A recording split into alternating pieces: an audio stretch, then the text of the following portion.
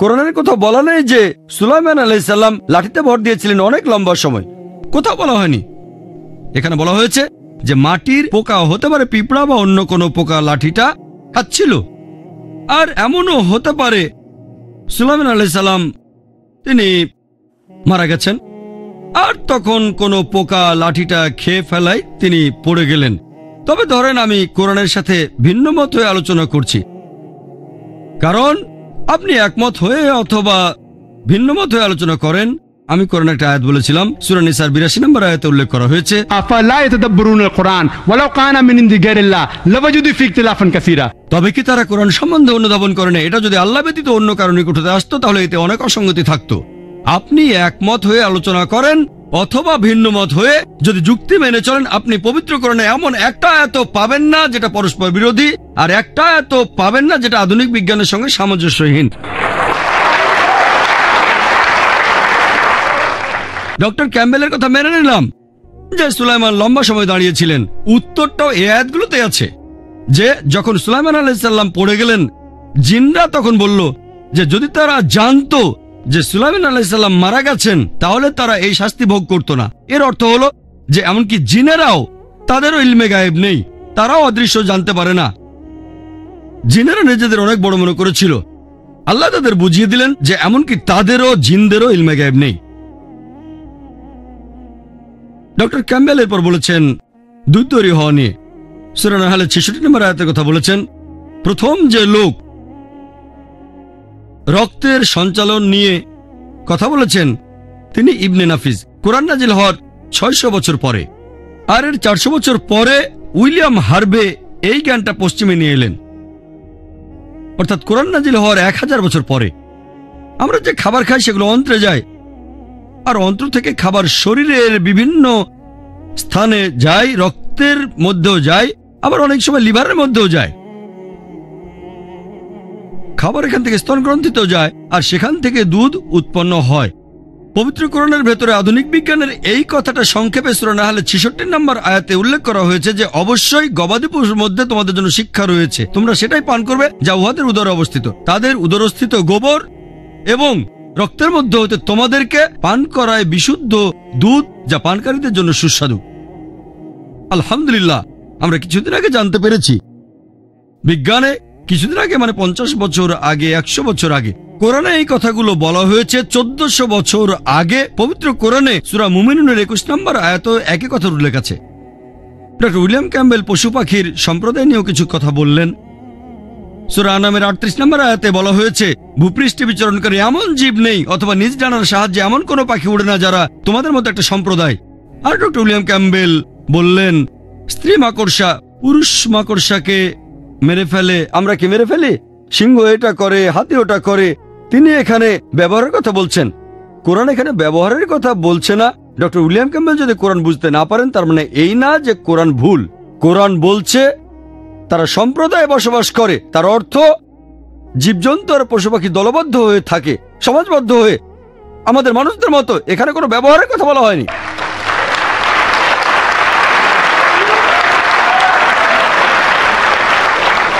আর আজকের বিজ্ঞান বলে যে সব ধরনের পশু পাখি এছাড়াও পুরো পৃথিবীর সব জীব সম্প্রদায়ভুক্ত হয়ে বাস করে, মানুষের মতোই তারা দলবদ্ধ হয়ে বাস করে।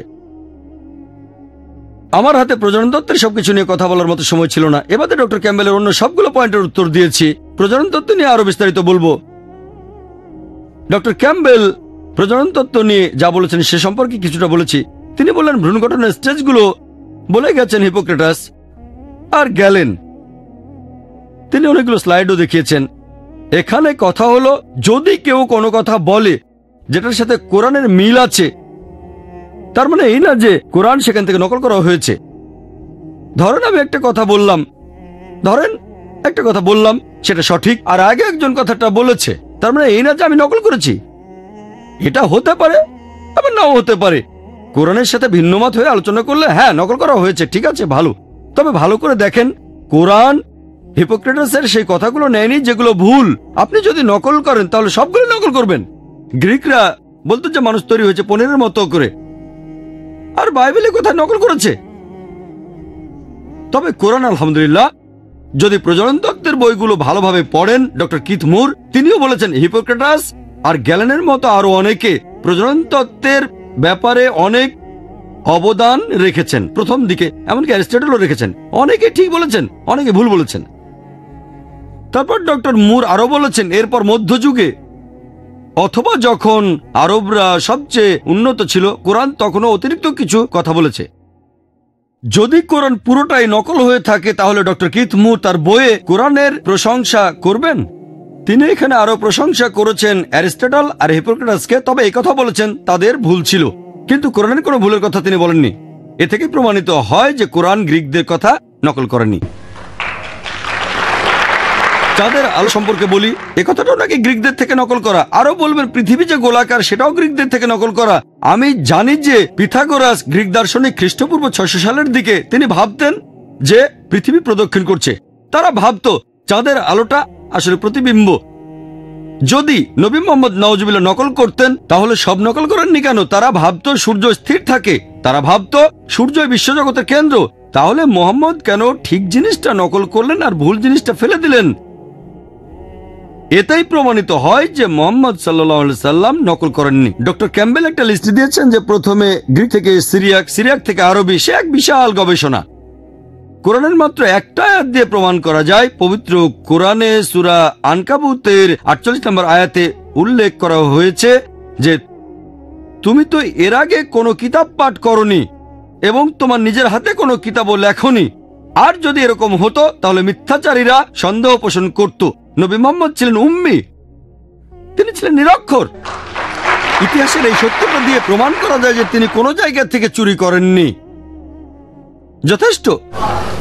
চিন্তা করেন, যে বিজ্ঞানী খুবই শিক্ষিত তিনিও এই কাজ করতে পারেন না, কিন্তু সর্বশক্তিমান আল্লাহ তার শেষ নবীকে বানিয়েছেন একজন উম্মি, যাতে করে মিথ্যাচারীরা সন্দেহ না করে।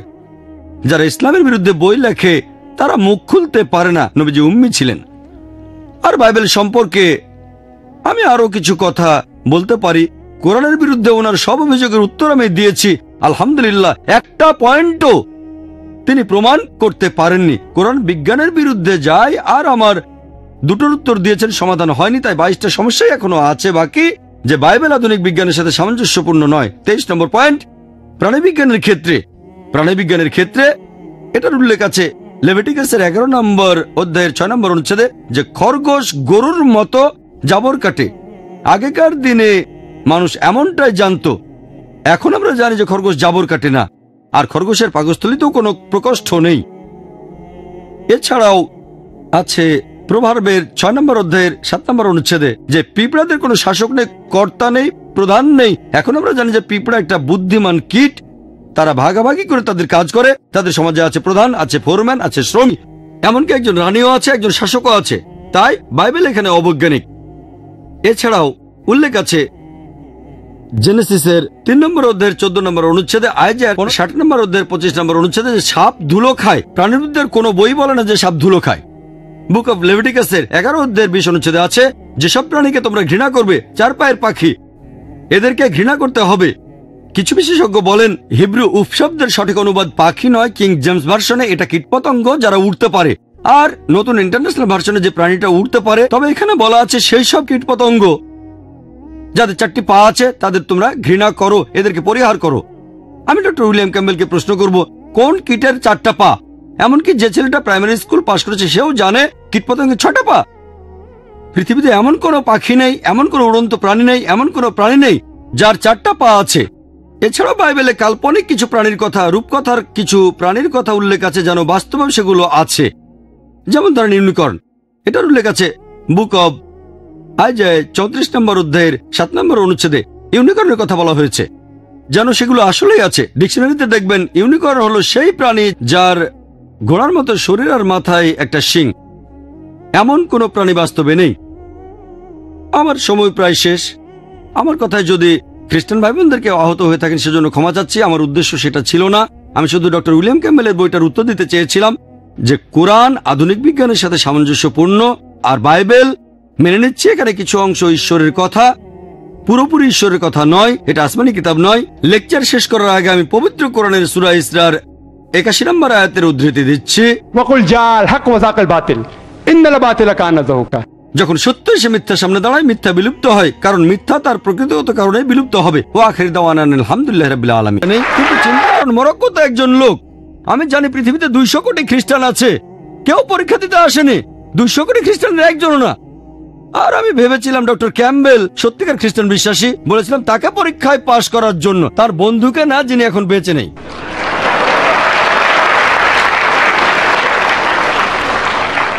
আর তিনি বললেন মুখ থেকে রক্ত বেরিয়েছিল। ডক্টর উইলিয়াম ক্যাম্বেল আর আমি ডাক্তার হিসেবে ভালো করেই জানি যে বিষ খেলে রক্ত বের হয়, আর অনেক বিষ খাওয়া রোগীকে তো সুস্থ করেছে। এটা আর এমন কি? পরীক্ষা হলো আপনাকে সামনে এগিয়ে এসে এগুলো করতে হবে, আর তাছাড়াও আপনি বিদেশি ভাষায় কথা বলতে পারবেন। ডক্টর উইলিয়াম ক্যাম্বেল বললেন যে সে সময় আপনারা যদি মার্কের 16 নম্বর অধ্যায়ে দেখেন, সে সময়ের লোকেরা তারা বিভিন্ন ভাষায় কথা বলতো, বিদেশি ভাষা। ডক্টর উইলিয়াম ক্যাম্বেল জানেন না যে এখানে অনেক ইন্ডিয়ান আছেন, তাদের অনেকে গুজরাটি জানেন, মারাঠি, এমনকি আমিও জানি। সোচে কি বুঝবেন যদি আমি অন্য কোনো ভাষায় বলি? নির্কুট, নির্কুট তামিল? উত্তর নেই। বিদেশি ভাষা নির্কুট, এখানে কেউ তামিল আছেন? অথবা মালায়ালাম, ওয়েলাম? হ্যাঁ, খুব ভালো। আপনি কি খ্রিস্টান? আমি আপনাকে জিজ্ঞেস করছি, আপনি মুসলিম? যা হোক, ঠিক আছে, এই পরীক্ষাটা খ্রিস্টান বিশ্বাসীদের জন্য ছিল। এখানে অনেকেই বিদেশি ভাষায় কথা বলতে জানেন। এখানে আপনাকে তাদের সাথে কথা বলতে হবে, যেমন আপনার নাম কি, কেমন আছেন, অথবা আরবিতে কাইফা হালুকা, আপনি কেমন আছেন। নতুন ভাষা যেটা আপনি জানেন না। এভাবে আমাকে প্রমাণ দেন। এখন পর্যন্ত একজন খ্রিস্টানকেও পাইনি যে আমার সামনে এটা পাশ করেছে, একজনও না। আমার সাথে হাজারো খ্রিস্টানের দেখা হয়েছে, আর এখন হলো 1001 ডক্টর ক্যাম্বেলের সঙ্গে দেখা হওয়ার পর। মাত্র 2টো সমস্যার উত্তর দিয়েছেন ডক্টর ক্যাম্বেল। আমার বাকি 20টা পয়েন্টের উত্তর না দিয়ে বলা শুরু করলেন ভবিষ্যৎবাণী সম্পর্কে। এখন ভবিষ্যৎবাণীর সাথে বিজ্ঞান আর বাইবেলের সম্পর্ক কি? ভবিষ্যৎবাণী যদি পরীক্ষা হয়, তাহলে নস্ট্রাডামাসের বই সবচেয়ে সেরা বই। নস্ট্রাডামাসের বইকে সেরা ধর্মগ্রন্থ বলা হতো, কিন্তু তা হয়নি। তিনি বলেন থিওরি অফ প্রবাবিলিটির কথা। থিওরি অফ প্রবাবিলিটি বলতে কি বোঝানো হয়, সেটা দিয়ে কিভাবে বিজ্ঞানের মাধ্যমে কোরআনকে পরীক্ষা করবেন, সেটা জানতে ভিডিও ক্যাসেট দেখুন, is the Quran God's word. আপনারা বাইরে কিনতে পারবেন। আমি পরিষ্কারভাবে দেখিয়েছি কিভাবে প্রবাবিলিটি থিওরি প্রয়োগ করবেন। ডক্টর ক্যাম্বেল ভবিষ্যৎবাণীর হিসেব করে দেখালেন। আমি আপনাদের দেখাতে পারি যে ওনার হিসেবটা ভুল, সেটা করতে চাই না। আমি তর্কের খাতিরে মেনে নিলাম যে তিনি ঠিক, একমত হয়ে আলোচনা করছি। উনি যে হিসেবটা দেখিয়েছেন সেটা ঠিক আছে, তর্কের খাতিরে মানলাম। তবে এর পাশাপাশি বাইবেলের অনেকগুলো ভবিষ্যৎবাণী সত্যি হয়নি। এমন অনেকগুলোর কথা আমি বলতে পারি, যেমন ধরেন জেনেসিসের 4 নম্বর অধ্যায় 12 নম্বর অনুচ্ছেদে বলা আছে, ঈশ্বর কেনকে বলেন তোমরা কখনো স্থায়ী হতে পারবে না, তোমরা হবে যাযাবর। এরপর জেনেসিসের 4 নম্বর অধ্যায় 17 নম্বর অনুচ্ছেদে আছে, কেইন একটা শহর বানালো। ভুল ভবিষ্যৎবাণী। বুক অফ জেরেমিয়া 36 নম্বর অধ্যায় 30 নম্বর অনুচ্ছেদে আছে যে জোয়াকিম অর্থাৎ জোয়াচিনের বাবা অন্য কেউ তার সিংহাসনে বসতে পারবে না। দাউদের সিংহাসনে জোয়াকিমের পর কেউ বসতে পারবে না। 2 কিংসের 24 নম্বর অধ্যায় 6 নম্বর অনুচ্ছেদ বলছে যে জোয়াকিম মারা যাওয়ার পর জোয়াচিন সিংহাসনে বসেন। ভুল ভবিষ্যৎবাণী। মাত্র একটা দিয়ে প্রমাণ করা যায় এটা ঈশ্বরের বাণী নয়। আমি অনেকগুলোর কথা বলতে পারি। বুক অফ ইজেকিয়েলের 26 নম্বর অধ্যায়ে আছে নেবুকাদনেজার টায়ার শহরটা ধ্বংস করবেন, কিন্তু আমরা জানি আলেকজান্ডার দ্য গ্রেট টায়ার শহরটা ধ্বংস করেন। ভুল ভবিষ্যৎবাণী। আইজায়ার 7 নম্বর অধ্যায় 14 নম্বর অনুচ্ছেদ একজনের জন্ম নিয়ে ভবিষ্যৎবাণী আছে। কুমারীর গর্ভে তার জন্ম হবে, তাকে বলা হবে ইমানুয়েল। খ্রিস্টানরা বলে এখানে নাকি যীশু খ্রিস্টের কথা বলা হয়েছে। কুমারীর গর্ভে জন্ম হবে, এখানে হিব্রু শব্দটা আমলা, এর অর্থ কুমারী না, যুবতী নারী। কুমারী শব্দটা হিব্রু ভাষায় হবে বেথুলা, এখানে সেটা নেই। তারপরে মেনে নিলাম, একমত হয়ে আলোচনা করছি, মেনে নিলাম কুমারী। কুমারী সমস্যা নেই, এখানে আছে তাকে বলা হবে ইমানুয়েল। বাইবেলের কোন জায়গায় যীশু খ্রিস্টকে ইমানুয়েল বলে কখনো ডাকা হয়নি। ভবিষ্যৎবাণী ভুল। আমি এখানে অনেকগুলো ভুল ভবিষ্যৎবাণীর কথা বলতে পারি, একটা দিয়ে প্রমাণ করা যায় যে বাইবেলে ভুল আছে। আমি কয়েকটার কথা বললাম। এই থিওরি অফ প্রবাবিলিটি বলে যে বাইবেল ঈশ্বরের কাছ থেকে আসেনি। জ্বলন্ত দূতি আমি রেফারেন্স দিতে পারি। সূরা নূরের 15 ও 16 নম্বর আয়াতে উল্লেখ করা হয়েছে, সূরা ইউনুসের 5 নম্বর আয়াতেও উল্লেখ করা হয়েছে। আর তিনি বললেন এটার অর্থ যদি প্রতিবিম্বিত আলো হয়ে থাকে। তিনি এখানে কোরআনে সূরা নূরের 35 ও 36 নম্বর আয়াতের উদ্ধৃতি দিলেন যে আল্লাহ সুবহানাহু ওয়া তাআলা হলেন নূরাস সামাওয়াতি ওয়াল আরদ, তিনি আকাশমণ্ডলী ও পৃথিবীর জ্যোতি। পুরো আয়াতটা আগে পড়েন, বোঝার চেষ্টা করেন। বলা হচ্ছে আল্লাহ হলেন জ্যোতি, নূর। বলা হচ্ছে আল্লাহ হলেন আকাশমণ্ডলী ও পৃথিবীর জ্যোতি। এখানে জ্যোতি শব্দটার উপমা হলো একটা কুলঙ্গি, আর এই কুলঙ্গির মধ্যে একটা প্রদীপ। এখানে প্রদীপ শব্দটাই আছে। তাহলে আল্লাহ সুবহানাহু ওয়া তাআলা তিনি নিজেই নিজের আলো, আর তিনি আলোর প্রতিবিম্ব। যেমন ধরেন একটা হ্যালোজেন ল্যাম্প এখানে দেখতে পাচ্ছেন, এর ভেতরের ল্যাম্পটা সূর্যের মতো, তবে রিফ্লেক্টরটা চাঁদের মতো। এটা প্রতিবিম্ব তৈরি করছে।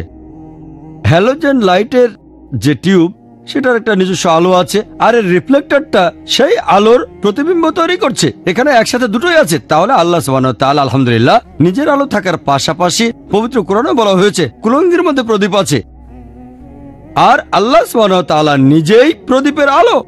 আল্লাহ নিজেই তার প্রতিবিম্ব। ডক্টর উইলিয়াম ক্যাম্বেল বললেন যে কোরআনে আছে যে কোরআন হলো নূর, প্রতিবিম্ব তৈরি করছে। অবশ্যই কোরআন আল্লাহ সুবহানাহু ওয়া তাআলার নির্দেশনা আর আলোর প্রতিবিম্ব তৈরি করছে। বলা হয়েছে মুহাম্মদ সাল্লাল্লাহু আলাইহি ওয়াসাল্লাম হলেন সিরাজ। হ্যাঁ, তাই তো। হাদিসে আমাদের নবী আমাদের বিভিন্ন নির্দেশনা দিয়েছেন।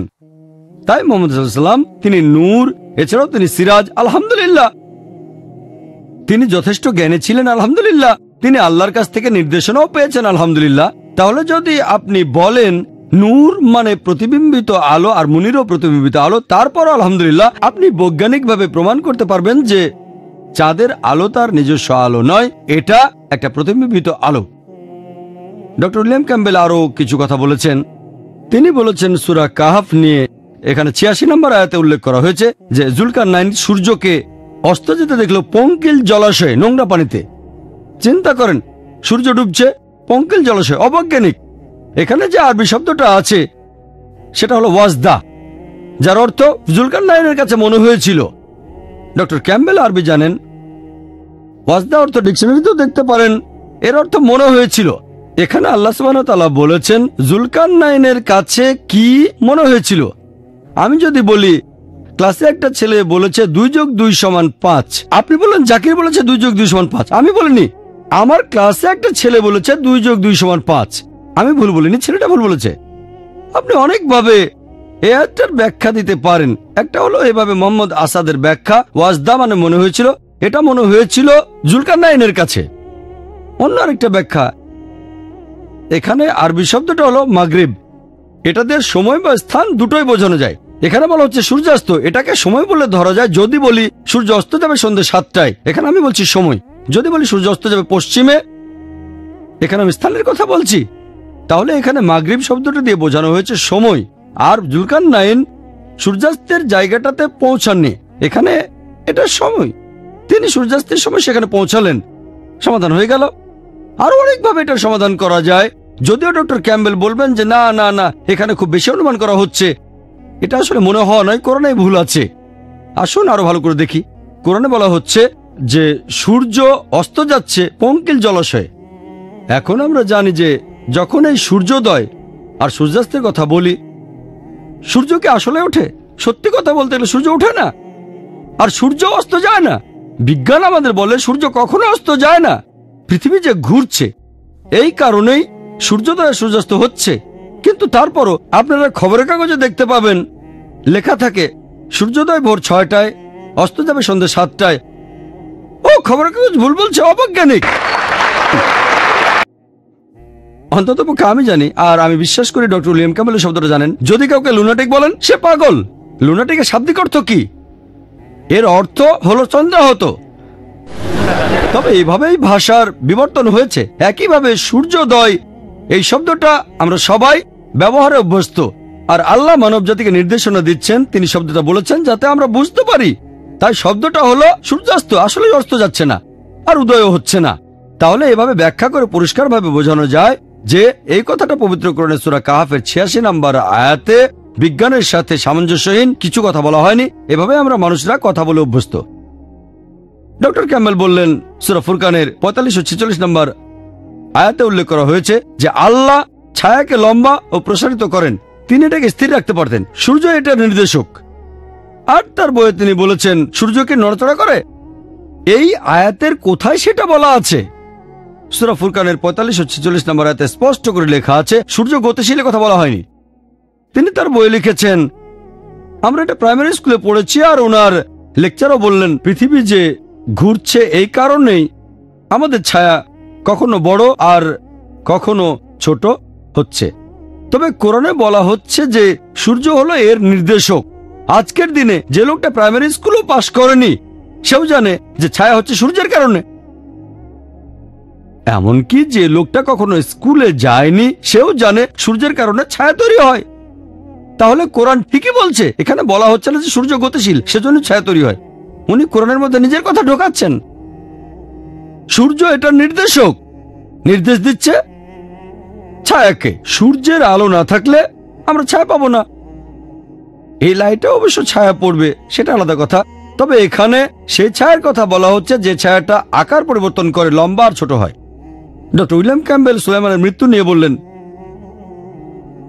পবিত্র কোরআনে সূরা সাবার 12 থেকে 14 নম্বর আয়াত উল্লেখ করে বললেন, চিন্তা করেন একজন লাঠিতে ভর দিয়ে আছে আর মারা গেল কিন্তু কেউ টের পেল না, ইত্যাদি। অনেকভাবে এটার ব্যাখ্যা দেওয়া যায়। 1 নম্বর পয়েন্ট, সুলাইমান আলাইহিস সালাম আল্লাহর নবী ছিলেন। এটা একটা অলৌকিক কাজ হতে পারে।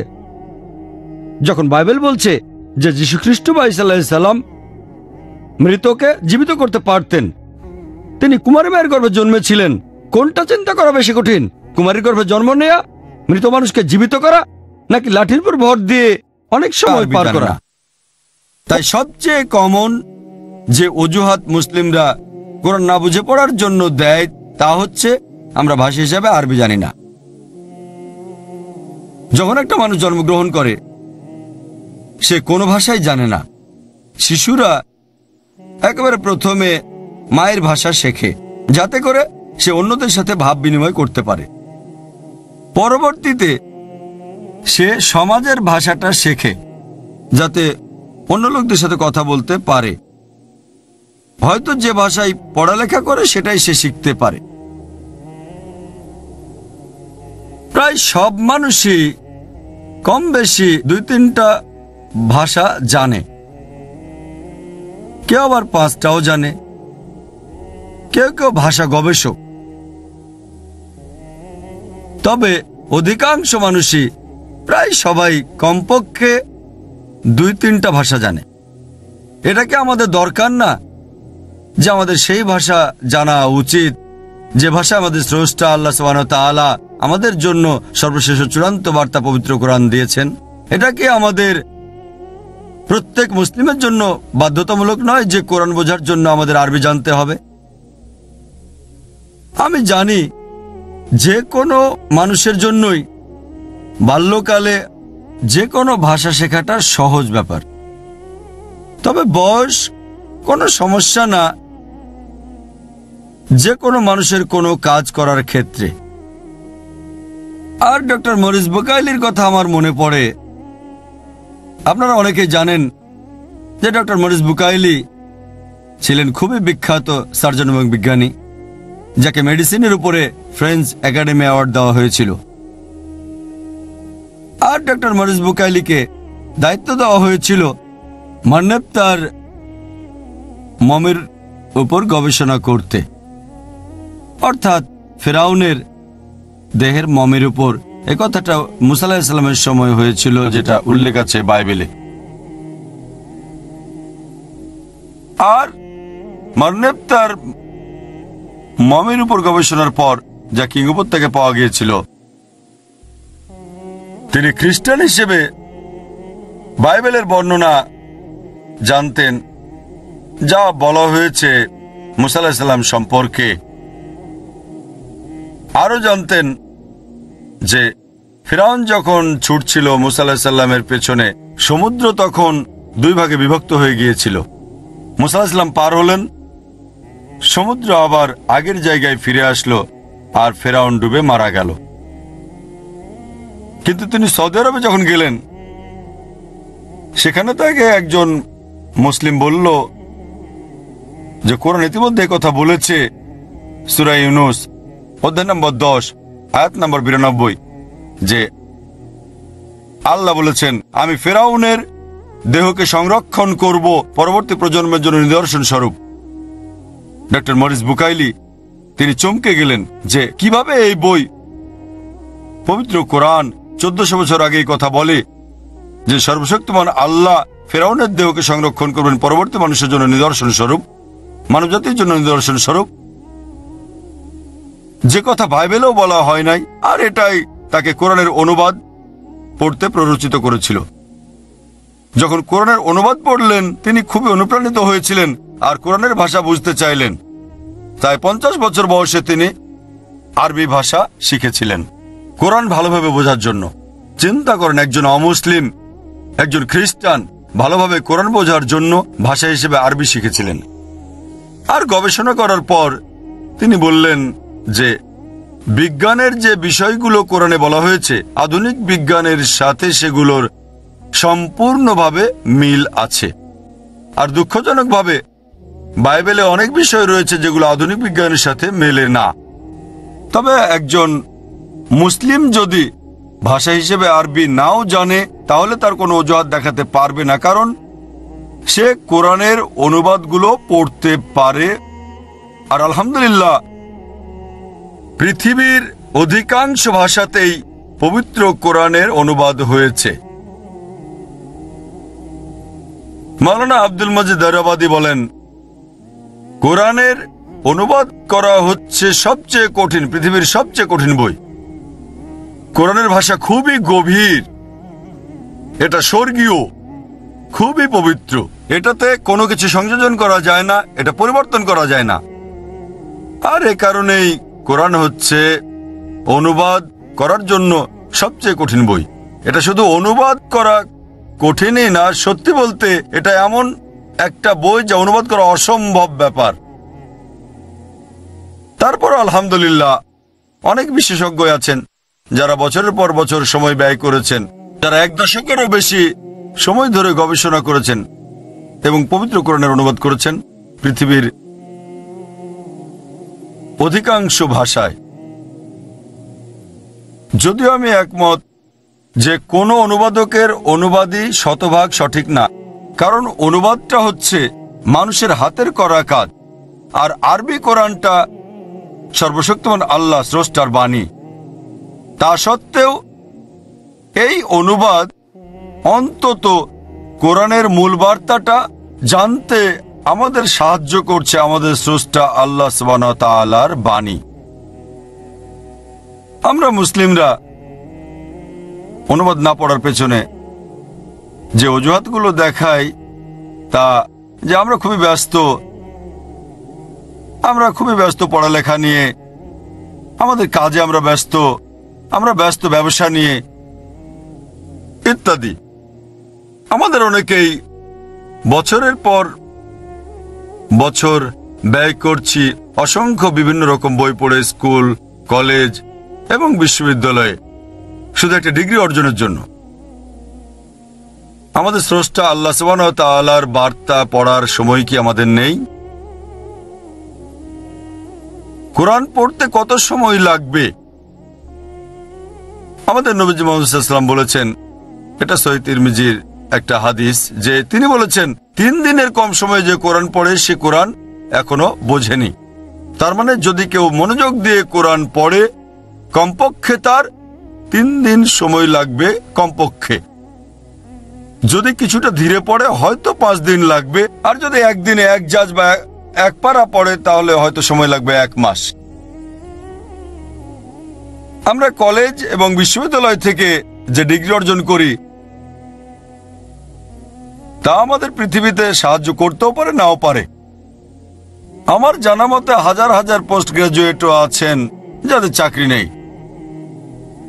আর স্কুল, কলেজ এবং বিশ্ববিদ্যালয়ে যে শিক্ষা আমরা অর্জন করে থাকি তা যদি আপনাকে আল্লাহ সুবহানাহু ওয়া তাআলার কাছে না নিয়ে যায়, যদি আপনাদের স্রষ্টা সর্বশক্তিমান আল্লাহর কাছাকাছি না নিয়ে যায়, তাহলে এটা আখিরাতের জন্য ব্যর্থ। তাই যে শিক্ষা স্কুল, কলেজ এবং বিশ্ববিদ্যালয় থেকে অর্জন করেন সেটা দুনিয়াতে উপকার করতে পারে আবার নাও করতে পারে। আর যদি সেটা আমাদের স্রষ্টা আল্লাহ সুবহানাহু ওয়া তাআলার নিকটবর্তী না করে তাহলে আখিরাতের জন্য উপকার আসবে না। কিতাব যাতে সবকিছুই ধারাবাহিকভাবে বিস্তারিত আছে যাতে মানুষের জন্য কল্যাণ রয়েছে। তবে খুব কম মানুষই শুকরিয়া আদায় করে থাকে। একই কথা আল্লাহ বলেছেন সূরা জুমার অধ্যায় নম্বর ৩৯ আয়াত নম্বর ২৭ যে আল্লাহ সুবহানাহু ওয়া তাআলা অনেক দৃষ্টান্ত বিস্তারিত বলেছেন যাতে মানুষেরা উপদেশ গ্রহণ করতে পারে। যদি কোরআন পড়েন তবে অবশ্যই এই দুনিয়ার উপকার হবে, পাশাপাশি আখিরাতেরও উপকার হবে। তাই আপনি কোরআন পড়েন। যদি আরবি ভাষা না জানেন তাহলে যে ভাষা জানেন সে ভাষাতেই পড়েন। যদি ইংরেজি জানেন তাহলে ইংরেজিতে পড়েন, যে ভাষাটা সবচেয়ে ভালো বোঝেন। যদি উর্দু ভালো বোঝেন উর্দুতেই পড়েন। যদি হিন্দি বোঝেন হিন্দিতে পড়েন। যদি ফ্রেঞ্চ বোঝেন ফ্রেঞ্চ ভাষায় পড়েন। যদি জার্মান বোঝেন তাহলে সে ভাষাতে পড়েন, যে ভাষাটা আপনি সবচেয়ে ভালো বোঝেন। আর হোক সেটা ইংরেজি অনুবাদ, উর্দু অনুবাদ, হিন্দি অনুবাদ, ফ্রেঞ্চ অনুবাদ বা জার্মান অনুবাদ, অন্তত পবিত্র কোরআনের অনুবাদ পড়েন, যাতে করে আপনার স্রষ্টার কথা বুঝতে পারেন। আমি একটা উদাহরণ দিচ্ছি। ধরেন আপনার খুব ঘনিষ্ঠ একজন বন্ধু, সে একজন জার্মানি থেকে আসলো আর বোম্বেতে কয়েক সপ্তাহ থাকলো। সে একজন জার্মান, ভালো ইংরেজি বলতে পারে না, তবে আপনার সাথে ভাব বিনিময় করেছে। সে আপনার সাথে কয়েক সপ্তাহ বোম্বেতে থাকলো, আবার জার্মানিতে ফিরে গিয়ে আপনাকে জার্মান ভাষায় চিঠি লিখলো। যেহেতু সে ভালো ইংরেজি বলতে পারে না, ভালো লিখতে পারে না, তাই চিঠিটা লিখলো জার্মান ভাষায়। এখন চিঠিটা পাওয়ার পর আপনি জার্মান বুঝবেন না, তখন কি করবেন? স্বাভাবিকভাবেই সে আপনার ঘনিষ্ঠ বন্ধু, চিঠিটাকে তখন অনুবাদ করবেন। আপনি জানতে চাইবেন আপনার ভালো বন্ধু জার্মানি থেকে কি বলছে, আপনাকে চিঠিটাকে অনুবাদ করবেন। আপনি কি জানতে চাইবেন না? আমাদের স্রষ্টা আল্লাহ সুবহানাহু ওয়া তাআলা সর্বশেষ চূড়ান্ত বার্তায় কি বলেছেন? আপনাকে কোরআনের অনুবাদ করতে হবে না। কোরআন আলহামদুলিল্লাহ ইতিমধ্যে পৃথিবীর প্রধান প্রধান ভাষাগুলোতে অনুবাদ করা হয়ে গেছে। অনেক মুসলিমই মনে করে যে কোরআন শুধুমাত্র মুসলিমদের জন্য এসেছে। কোরআন কোন অমুসলিমদের জন্য নয়।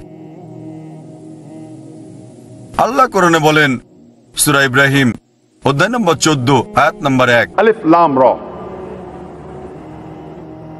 এই হচ্ছে কিতাব যা আল্লাহ তোমাকে দিয়েছেন যাতে তুমি মানব জাতিকে পথ দেখাতে পারো।